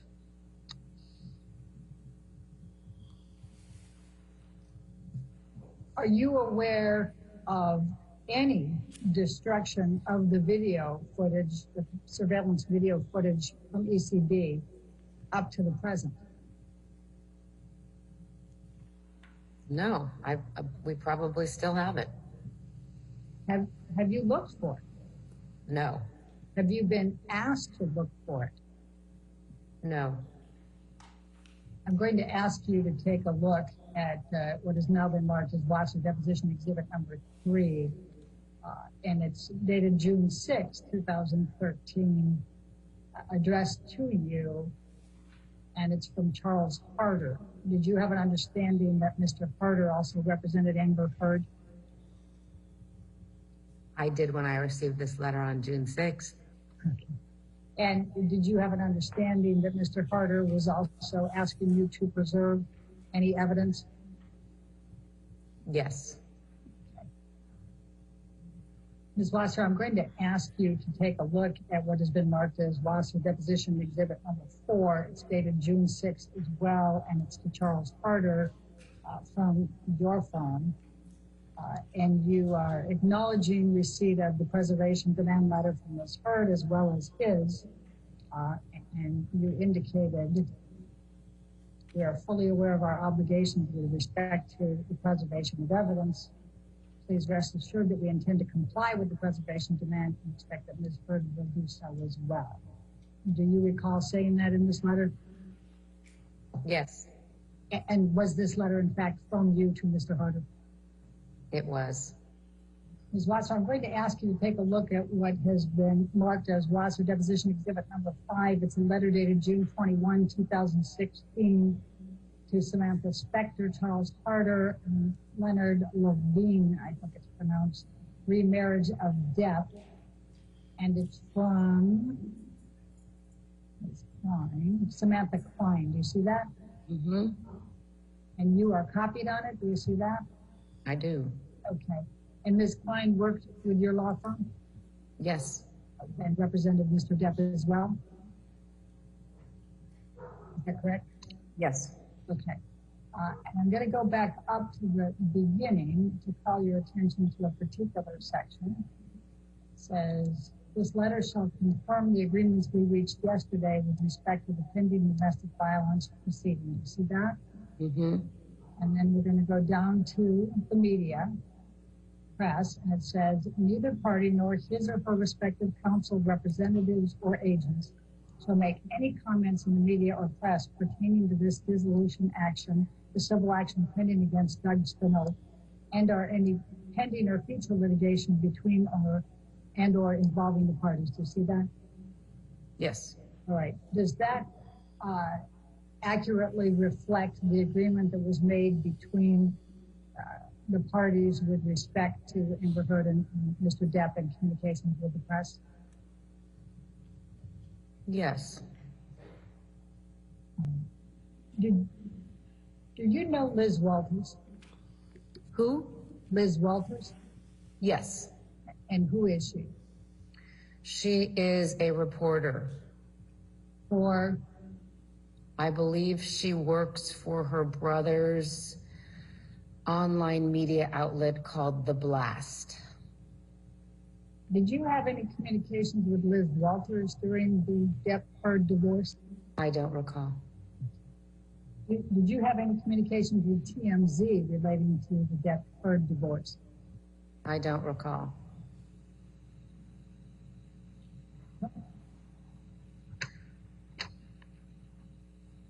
Now, do you recall what the date was for the permanent TRO, temporary restraining order? Do you recall the date that you said that early on, 21 days after the temporary restraining order is typically the date that's set for the hearing for the defendant if they want to come in and oppose it, or if the petitioner wants to extend it? Do you recall what the first date was? I don't, but I would imagine it was probably at some point in early June. All right. And then do you recall that date being continued? I do. How many times? At least twice, possibly 3 times. I think that the final date was at some point in August, and we settled right before then. All right, Alan, can we bring up document number 7?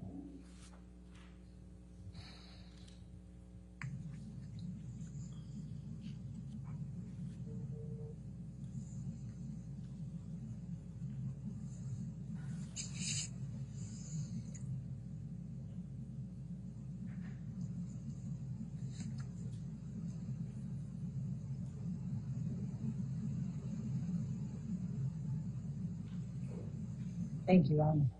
Ms. Wasser, I'm going to ask you to take a look at what has been marked as Wasser Exhibit number 7. It is dated August 5, 2016. It is to you from Samantha Spector. Do you see that? Yes. Do you recall, did you receive this document?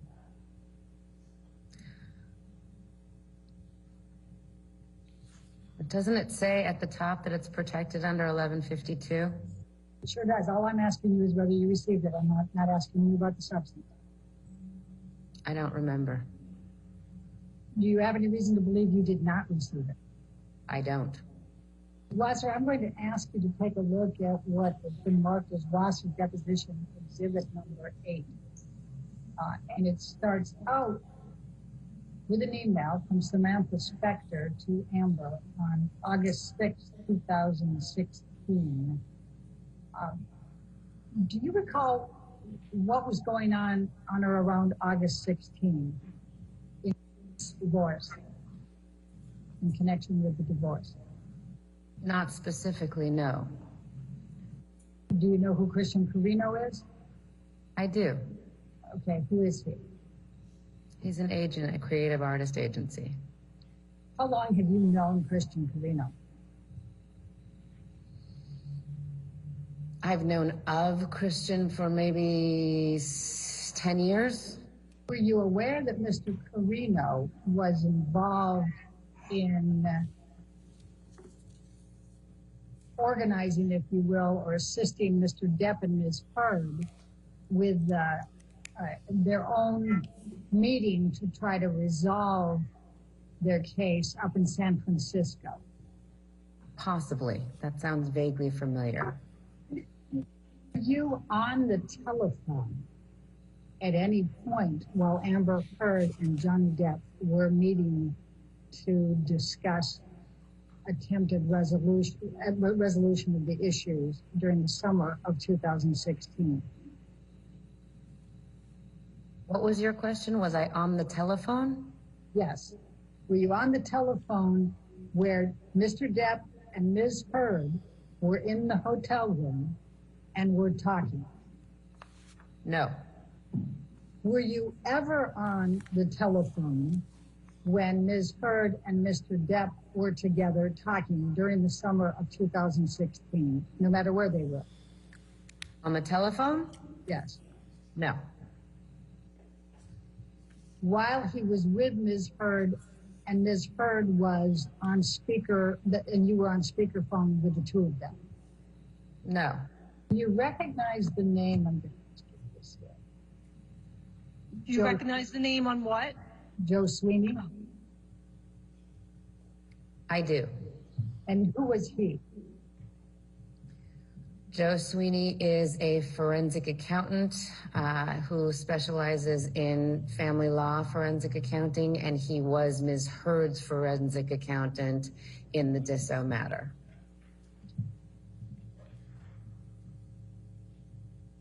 And was Edward White acting as the forensic accountant for Mr. Depp?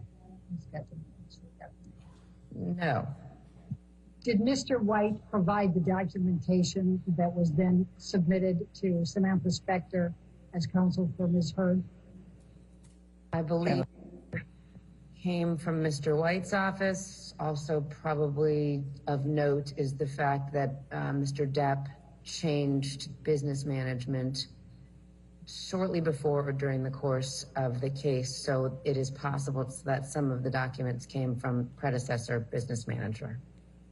I'm going to show you what has been marked as Wasser Deposition Exhibit number 10, and I'm not going to ask you any specific questions, so I don't need you to have to review it in detail unless you'd like to, and you're certainly welcome to spend as much time as you'd like on it. But I'm just going to go down to the end of it, and I'm going to ask if this is the deal point memorandum that you referred to that was finalized on August 15, 2016. Since the parties' signatures appear at the bottom, as well as Ms. Spector's and mine, I believe that this is the deal point memorandum to which I was referring. Okay. Is there any reason to believe that it is not the final deal point memorandum? No. Ms. Wasser, I'm going to ask you to take a look at what has been marked as Wasser Deposition Exhibit number 11. And it's a series of documents. An FL-150, for example, and then that's page 404, and then it goes into the next part, 1 of 1.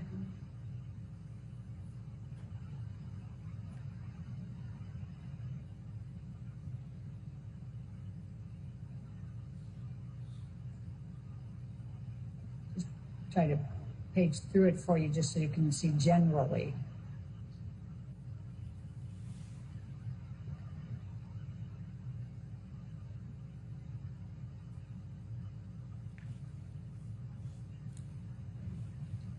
Do you recognize this document? Yes. Could you tell me what it is, please? It looks to be one of the parties, I guess Mr. Depp's, what we call in California, preliminary or perhaps final declaration of disclosure. It's just financial disclosure forms. Ms. Wasser, I'm going to ask you if you can take a look at what has been marked as Wasser Exhibit number 12. And it's a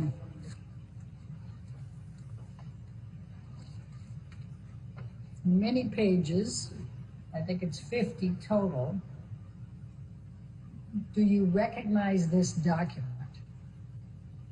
Yes. Can you tell me what it is? It's parties related judgment for dissolution of marriage. There a specific amount that was paid to Amber Heard as part of this divorce settlement and judgment for Objection document. I'm sorry. For her claims of domestic violence, including any claims of assault, battery, intentional or negligent infliction of emotional distress, libel, slander, and or defamation? I don't believe that we segregated out what the total amount was being paid for. Did you make any effort to seal, S-E-A-L, the records in this case? And I'm referring to the case in front of us, the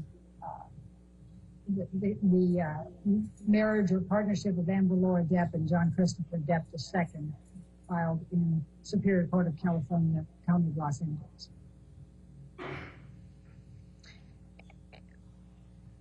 When you say seal, do you mean by the court, to ask the court to seal the file? Yes. I don't believe so. And why not? We don't do that. I'm going to ask you to take a look at what has been marked as Deposition Exhibit number 13. And this is a subpoena of you for this deposition. Did you receive that? Do you want me to scroll through it? Would you like to?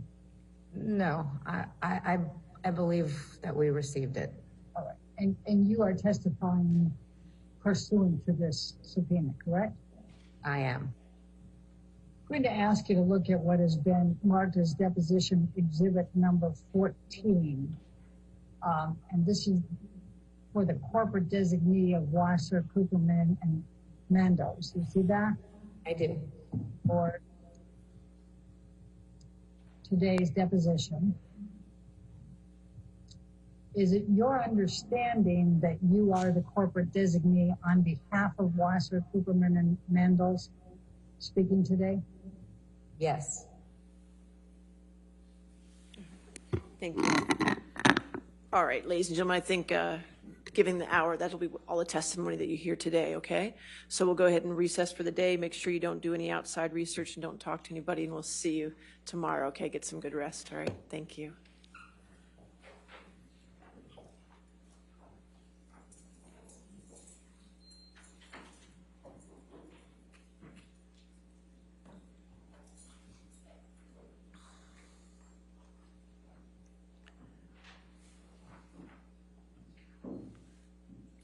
Okay. And tomorrow, then we'll be starting with that other deposition. That's correct? And how long is that, or approximately? About 2.5 hours. So that'll take care of the morning probably for the most part. And then you have remote witnesses after that, is that correct? Okay, so you're going to get me the contact information for those so we can get that taken care of. All right, just remember we do plan accordingly because I do need to take a lunch between 1:30 and 2:30 because there's a graduation I have to speak at. So we're going to take care of that, okay? All right, thank you. Have a good evening. Thank you. All right.